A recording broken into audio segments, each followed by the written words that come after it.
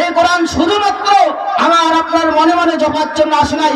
এই কোরআন যদি সংসদে পৌঁছাতে না পারি তাহলে আজও ইসলাম কায়েম হবে না, মানুষ শান্তি পাবে না, প্রশান্তি পাবে না। কথা বলেন ঠিক না?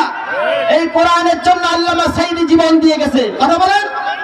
কাদের মোল্লা জীবন দিয়ে গেছে। এই কোরআনের জন্য হাসানুল বান্না জীবন দিয়ে গেছে। এই কোরআনের তাফসীর লিখতে গিয়ে আব্দুল শহীদ জীবন দিয়ে গেছে। কথা বলেন ঠিক না? এই কোরআন শুধুমাত্র তেলাওয়াতের জন্য আমরা গ্রহণ করেছি। এই কোরআন শুধুমাত্র আমরা মক্তব মাদ্রাসায় রেখে দিয়েছি। এই কোরআনকে আমরা শুধুমাত্র কাগজ কলমে রেখে দিয়েছি, যার কারণে ইসলাম কায়েম হয় না, দিন কায়েম হয় না, ইসলাম প্রতিষ্ঠা হয় না। যার কারণে আজও আমার দেশে চুরি হয়, ডাকাতি হয়, ছিনতাই হয়, জেনা হয়, ব্যভিচার হয়। কথা বলেন ঠিক না? জোরে বলেন না ঠিক না ঠিক? যদি কোরআনের আইন বাস্তবায়ন থাকতো, কোরআন যা পড়া হয় তা যদি বোঝা হতো, কোরআন যা তেলাওয়াত হয় তা যদি মানা হতো, কোরআনের যা দার্স হয় মাহফিলে মাদ্রাসায় আলেম ওলামার মুখে ছাত্ররা যেখান থেকে শিখে, সব জায়গায় যা হয় তা যদি বাস্তবায়ন হতো, কোরআন যদি শুধুমাত্র ঘরে না থেকে একেবারে সংসদ পর্যন্ত থাকতো, তাহলে আমরা আলোয় আলোকিত হয়ে যেতাম। কথা বলেন ঠিক না? এজন্য কোরআন জায়গা মতো পৌঁছাতে হবে। কোরআনের আন্দোলন করতে গিয়ে কত মানুষ জীবন দিয়েছে,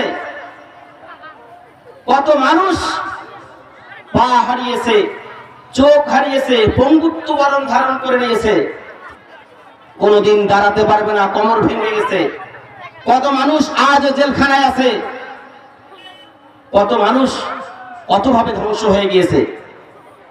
দেশে শান্তি আনার জন্য, কোরআনকে বিজয় করার জন্য, দিন কায়েমের জন্য ইসলাম ঘরেই শুধু নয়, বাইরে, সংসদে, স্কুল, প্রতিষ্ঠান, কলেজ, ইউনিভার্সিটি সব জায়গায় এই কোরআনকে পৌঁছানোর জন্য এত আন্দোলন হয়েছে। কথা বলেন ঠিক না? আজও আমাদেরকে চুপসে গেলে হবে না।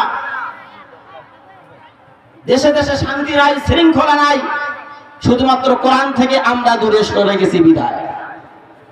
কোরআন যদি আমাদের কাছে কাগজ কলমেই শুরু না থেকে বলা এবং মানা সমান হয়ে যেত, তাহলে আমরাও শান্তিতে থাকতাম, পৃথিবীবাসীও শান্তিতে থাকতো। কথা বলেন ঠিক কিনা? সম্মানিত হাজিরিন, আমি আপনাদের সামনে মহাগ্রন্থ পবিত্র কোরআনুল কারীম সূরা ইব্রাহিমের 1 নম্বর আয়াত তেলাওয়াত করেছি। আল্লাহ তাআলা বলেন, আলিফ লাম রা কিতাবুন আনজালনাহু ইলাইকা লিতুখরিজান নাসা মিনাল যুলুমাতি ইলান নূর। আল্লাহু আকবার। আল্লাহ রাব্বুল আলামিন বলেন, আলিফ লাম রা হরফ মুকাত্তাত, আল্লাহু আলাম এর অর্থ একমাত্র আল্লাহ পাকই ভালো জানেন। কিতাবুন আনজালনাহু ইলাইকা লিতুখরিজান নাসা মিনাল যুলুমাতি ইলান নূর। আল্লাহু আকবার। আল্লাহ তাআলা বলেন, হে নবী, আমি আপনার প্রতি যে কিতাবটা নাযিল করেছি, যে কোরআন খানি, যে গ্রন্থটা দিয়েছি, এই কিতাবটা তুমি যদি মানুষকে বলো আর তুমি যদি ধরো, মানুষ যদি আঁকড়ে ধরে, তাহলে যত মানুষ নির্ভেজালে থাক, ভেজালে, যত মানুষ ভেজালের মধ্যে থাক, অশ্লীলতার মধ্যে থাক, অন্যায়ের মধ্যে থাক, গর্হিত কাজের মধ্যে থাক, যত পাপাচারের মধ্যে লিপ্ত থাক না কেন, যত অন্ধকার জায়গায় থাকুক না কেন, যে মানুষগুলি কোরআনকে পড়বে, ধরবে আর মেনে নেবে, আল্লাহ তাআলা বলেন ওই মানুষগুলি যুলুমাত থেকে, অন্ধকার থেকে আলোর পথে চলে যাবে। সুবহানাল্লাহ। জোরে বলেন না সুবহানাল্লাহ।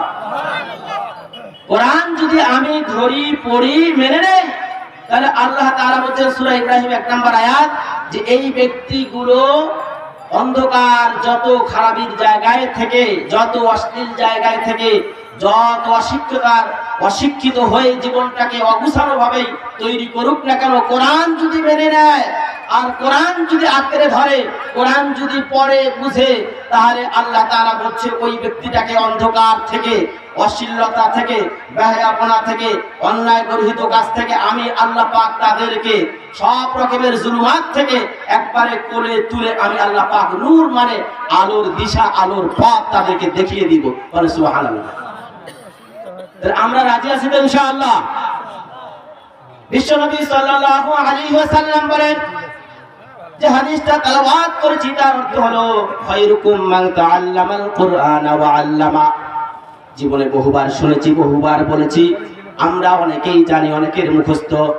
বিশ্বনবী সাল্লাল্লাহু আলাইহি ওয়াসাল্লাম বলে ওই ব্যক্তিটা উত্তম যে ব্যক্তিটা কোরআন পড়ে এবং পড়ায়। সুবহানাল্লাহ, জোরে বলেন না সুবহানাল্লাহ।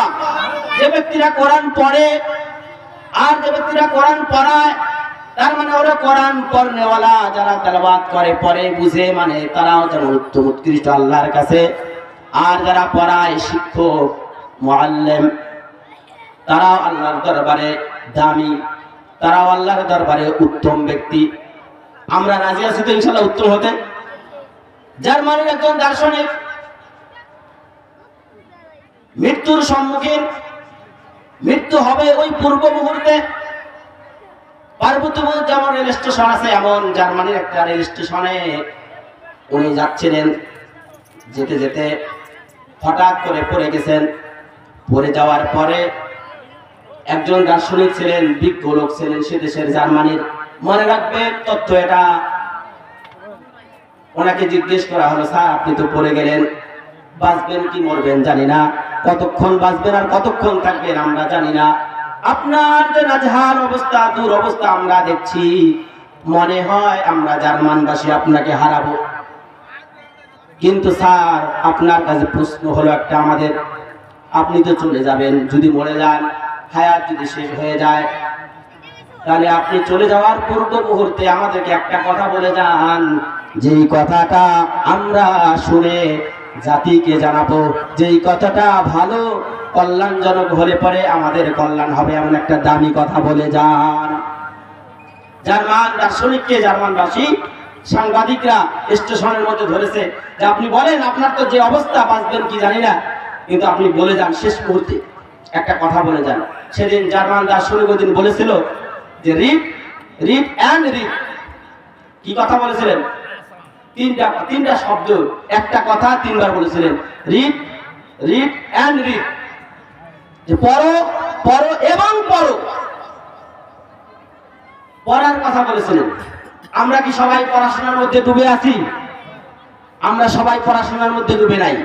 বেশিরভাগ মানুষ আমরা পড়ালেখা করি না। যারা ছাত্র, যারা শিক্ষক, তারা পড়ায়, আর ছাত্ররা শিক্ষক, ছাত্ররা পড়ে, এর মধ্যে আমরা ডুবে আছি অনেকেই। কিন্তু যারা বিয়ে শাদী করছে, ব্যবসা বাণিজ্য করে, ইত্যাদি ইত্যাদি, তারা অনেকেই পড়ার মধ্যে নাই। মাস কা মাস, বছর কা বছর যায়, অনেক সময় আমরা একটা বইও পড়ি না। কথা বলেন ঠিক কিনা? বছর কা বছর চলে যায়, আমরা কোরআন হাতে নেই না, আমরা কোরআন পড়ি না। কিন্তু আল্লাহ তাআলা বললেন সূরা আলাকের 1 নম্বর আয়াত, বিশ্বনবী সাল্লাল্লাহু আলাইহি ওয়াসাল্লামকে আল্লাহ রাব্বুল আলামিন যখন 40 বছরেতে নবী নবুয়ত দিলেন, 40 বছর বয়সে আল্লাহ রাসূলকে যখন নবুয়ত দান করলেন, এবং প্রথম ওহী যখন নাজিল হলো, আল্লাহ তাআলা বললেন ইকরা বিসমি রাব্বিকাল্লাযী খলাক খলাকাল ইনসানা মিন আলাক ইকরা ওয়া রাব্বুকাল আকরাম। আল্লাহু আকবার, জোরে বলেন আল্লাহু আকবার। সেদিন কি বলেছিলেন আল্লাহ পাক? বিশ্ব নবীকে সর্বপ্রথম ওহী মারফতে জিবরাইল আলাইহিস সালামের মাধ্যমে সর্বপ্রথম যে কথাটা বলেছিলেন সেটা হচ্ছে পড়ো, ইকরা, পড়ো। সর্বপ্রথম যে কথাটা বলেছিলেন পড়ো। হে নবী, আমি আপনাকে পড়তে বললাম, নবীজি বলেছেন আমি পড়তে পারি না। আল্লাহ পাক বলছে পড়ো, পড়তে পারি না, ওইদিকে না গেলাম। কথা হলো পড়ো। আল্লাহ তাআলা বললেন হে নবী আপনি পড়েন। কি পড়বেন? বিসমি রাব্বিকাল্লাযী খলাক। আপনি আপনার রবের নামে পড়েন, যে রব আপনাকে সৃষ্টি করেছে। বলে সুবহানাল্লাহ। যে রব সৃষ্টি করেছে সেই রবের নামে পড়েন। আজকে আমরা পেরেছি ওই রবের নামে পড়তে? আমরা আমাদের জীবন, সন্তানদের জীবন, আমার ছেলে মেয়েদের জীবন, আমরা আমাদের প্রতিবেশী ভাইদের জীবন, আমরা কিভাবে সাজাতে শৃঙ্খলা দিতে পেরেছি? যে সর্বপ্রথম আমার পড়া শুরু হবে, আর যে পড়াটা শুরু হবে কি করব? পড়ছিটা কি? পড়ার দরকার কি? আমরা পড়ছিটা কি? আমরা আমাদের সন্তানদেরকে সর্বপ্রথম এখন বেশিরভাগ আপনাদের পরীক্ষা মারের লোক হয়তো এমনটা নয়, কিন্তু আমাদের ওদিকে এরকম যে সর্বপ্রথম শিখায় ইংরেজি। কি শিখায়? কথা বলেন কি শিখায়?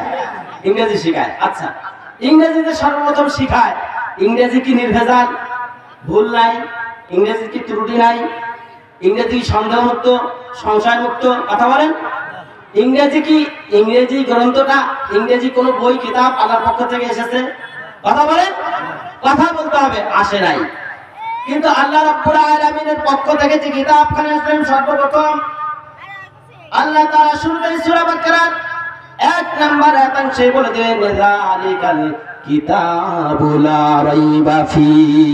আল্লাহু আকবার। আল্লাহ রাব্বুল আলামিন এই কিতাবখানা নাযিল করে সর্বপ্রথম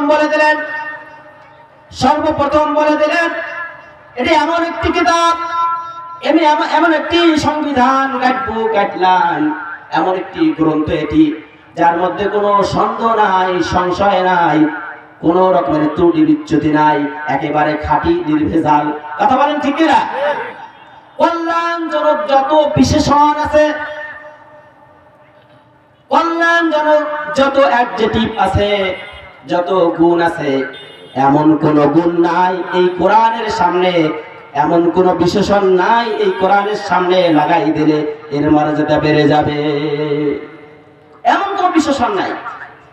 আমরা 2টা 4টা 6টা বলতে পারি যেটা নির্ভেজাল, ত্রুটি মুক্ত, সংশয় মুক্ত, সন্দেহ মুক্ত, এটার মধ্যে কোনো খুঁত নাই, কোনো ভুল নাই, এতটুকুই বলতে পারি। কথা বলেন ঠিক না?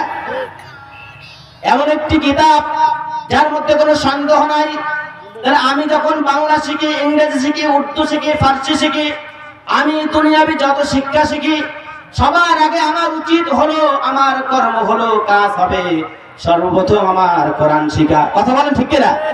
আমি যদি শিখতে না পারি, বয়স হয়ে গেছে, আমার শিখা হয় নাই, তাহলে আপনাকে আজই সিদ্ধান্ত নিতে হবে, আজকের এই প্রোগ্রাম থেকে সিদ্ধান্ত নিতে হবে, মরার আগে হলেও আমি কোরআন শিখে যাব, কোরআন বুঝে যাব। কথা বলেন ঠিক কিনা? কোরআন না বুঝার কারণেই আমরা সারা পৃথিবীতে আজকে মার খাচ্ছি। Nigeria, Bulgaria, Chechnya, Bosnia, Tajikistan, এরকম বিভিন্ন দেশ, মুসলিম কান্ট্রিগুলো মার খাচ্ছে। 1 নম্বর কারণ হলো আমরা কোরআন থেকে দূরে সরে গেছি। কথা বলেন ঠিক না? আপনারা ঘুমাই গেছেন, মনে হচ্ছে আপনি আছেন না নাই, ঠিক কিনা বলতেছি, জবাবই দেন না। রাগ করছেন আমার বোন? সবাই হাত তুলে এরকম করেন তো, করেন। তবে সাবধানে, কারণ হাতে তো ঢুকান না।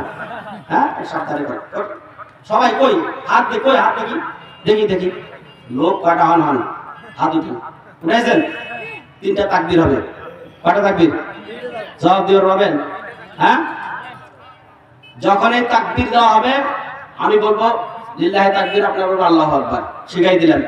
হ্যাঁ, আল্লাহু আকবার বলা যাবে না? এই কিসের বলা যাবে? একটু হাত নামান, মিশায় না।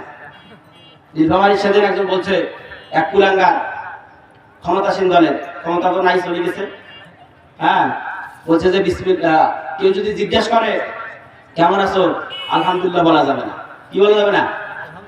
কেউ যদি জিজ্ঞেস করে আপনাকে কেমন আছেন, আমাকে জিজ্ঞেস করে, তাহলে কি বলবো? আলহামদুলিল্লাহ। এই কুলাঙ্গার বলছে আলহামদুলিল্লাহ বলা যাবে না। ও বেটাও ভুলে কিন্তু বলে ফেলে। ও বলতে না চাই এরকম মাতৃভাষায় আমি ভালো আছি বাংলায় বলবো, আজ বাংলায় বলা ও বাংলার জমিনেই নেই। কথা বলেন ঠিক না? যারা ক্ষমতায় দীর্ঘস্থায়ী ভাবে থাকতে চেয়েছে, যারা ক্ষমতায় অপব্যবহার করেছে, লুণ্ঠন করেছে, এই সম্পদ হানি করেছে, যাদেরকে সরকারি দায়িত্ব ভার দেওয়া ঠিক নয়, যারা চেয়ারে বসেছে, যারা দেশটাকে তছনছ করেছে, ঋণে জর্জরিত করেছে, তারা আজকে দেশের মাটিতে নাই। কথা বলেন ঠিক না? কেন? মেরে খেয়ে বেশি দিন থেকে যায় না, অন্যায়ের সাথে স্থায়িত্ব হয় না, সত্য সর্বক্ষণ সর্বদাই বিস্তৃত। কথা বলেন ঠিক না? হাত তুলে এরকম করেন, আবার ভুলে যান না, হাত তুলিয়ে ফিরে অন্য রাস্তা চলে গেছে নজর। হ্যাঁ, বাইরের লোক আছে, চাচা আসলেন যে বাইরের লোক আছে, কি বলবেন বল? আমাকে ভলান্টিয়ার ভাইয়েরা, আমি কিন্তু ওই কেবল বাইরে, বাড়ি থেকে বাইরে হয়ে দেখতেছি, এলাও দোকানে, খামারে, রাস্তাঘাটে চারিদিকে লোক জমজমাট করতেছে।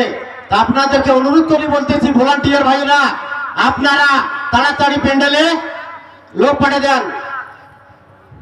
আসসালামু আলাইকুম।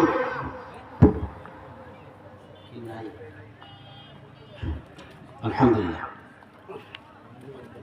বাইরের লোক আছে, চাচা আসলেন যে বাইরের লোক